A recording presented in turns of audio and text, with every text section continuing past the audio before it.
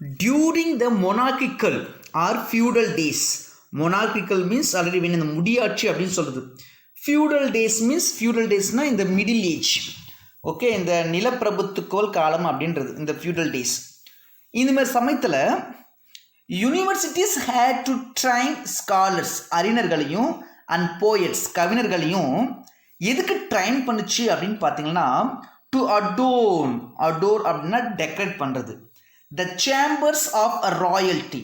So இந்த மன்னர்களுடைய chambers, அவங்களுடைய அரண்மனையை வந்து அலங்கரிக்கிறதுக்காகவும், or the gilded mansions of lords, அந்த பிரபுக்களுடைய அந்த மேன்ஷன்ஸை வந்து தங்க முலாம் பூசுறதுக்கும்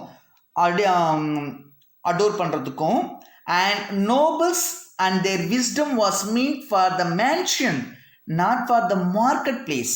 ஸோ இந்த மொனார்கிக்கல் பீரியட்லையும் இந்த ஃபியூடல் டேஸ்லையும் யூனிவர்சிட்டிஸ் வந்து ஸ்காலர்ஸையும் போயட்ஸையும் எதுக்கு ட்ரைன் பண்ணிச்சு பார்த்தீங்கன்னா இந்த மன்னர்களுடைய அவங்களுடைய மேன்ஷனை வந்து அரேஞ்ச் பண்ணுறதுக்கு, டெக்கரேட் பண்ணுறது அவசியோடைய ஒரு நார்மலான மனிதனுக்கான இல்லை அப்படின்னு சொல்கிறாரு. Those where days when numbers did not count. நம்பர்கள் வந்து அப்போ வந்து கணக்குக்கும் யாரும் சரியாக தெரியல அப்படின்ற ஒரு கான்செப்ட் சொல்கிறார். Those where days when numbers did not count. Okay, அந்த காலத்தில் நம்பர்ஸ் அவ்வளோவா இம்பார்ட்டன்ட் இல்லை. Nor were eminent scholars asked to face the problems confronting the masses. Confronting means aggressively resisting. Okay, பெரும் குழப்பத்தை ரொம்ப அக்ரெசிவாக எதிர்க்கிறதுக்கும் எந்த ஒரு ஸ்காலர்ஸையும் வந்து அவது யூனிவர்சிட்டி ஸ்டடி பண்ணலை. They were content to work in secluded spheres.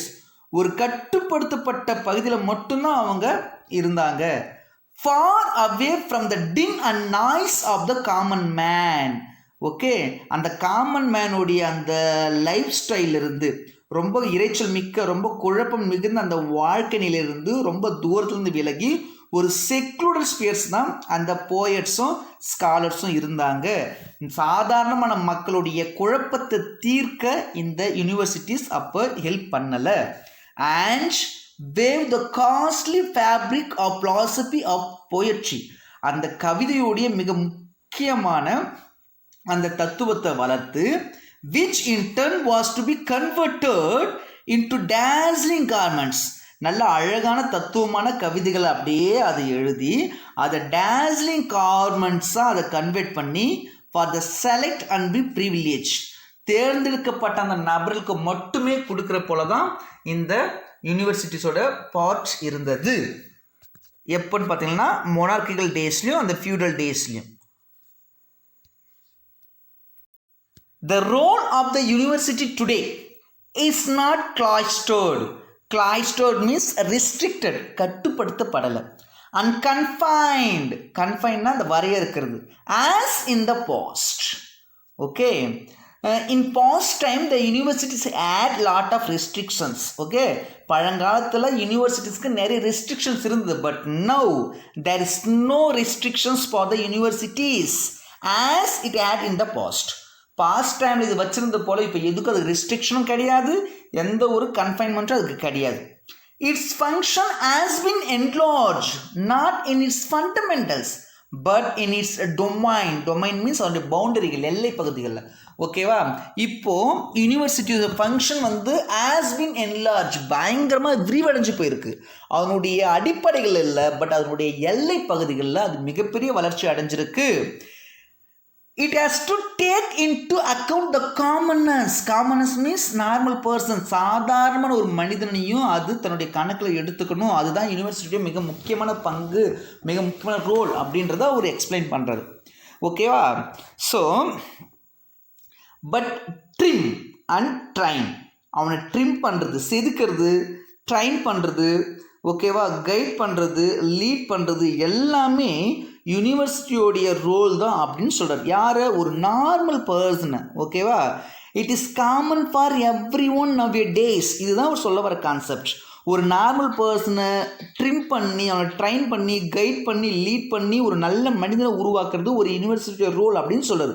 எப்போனா before being asked to do his duty as the citizen of a democracy.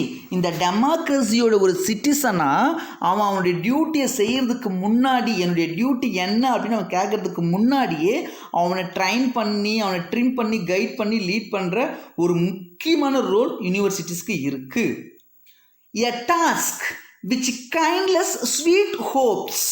ஓகேவா, ஒரு டாஸ்க்கை அவனுக்கு கொடுக்கணும். அந்த டாஸ்க் எப்படி இருக்குன்னா அது வந்து அவனுக்குள்ள ஒரு எமர்ஜ் பண்ணணும். எதை எமர்ஜ் பண்ண, ஒரு ஸ்வீட் ஹோப்ஸ், ஒரு இனிமையான ஒரு நம்பிக்கையை வந்து அது அவனுக்குள்ள வந்து கைண்ட்லெஸ் பண்ணணும், எமர்ஜ் பண்ணணும். விச் டிமாண்ட்ஸ், அந்த டாஸ்க்கு என்னென்ன தேவை, அந்த ஹோப்ஸுக்கு என்னென்ன தேவைன்னு பாருங்க. பேஷன்ஸ், பெர்சிவரன்ஸ், அமைதி தேவை, விடாமுயற்சி தேவை. ஃபெய்த் அண்ட் கான்ஃபிடென்ஸ், நம்பிக்கை தேவை, தன்னம்பிக்கை தேவை. ஃபெய்த் இன் ஹிம்செல்ஃப், அவனுக்குள்ள நம்பிக்கை தேவை. அண்ட் இன் அதர்ஸ், ஓகேவா, at the same time faith in others, மற்றவங்க மேலேயும் நம்பிக்கை வைக்கணும். Confidence in is inherent ability. Inherent means inborn, பிறப்பிலேயே அவனுக்குள்ள இருக்கிற அந்த திறமைகள் மீது அவனுக்கு நம்பிக்கை தேவை.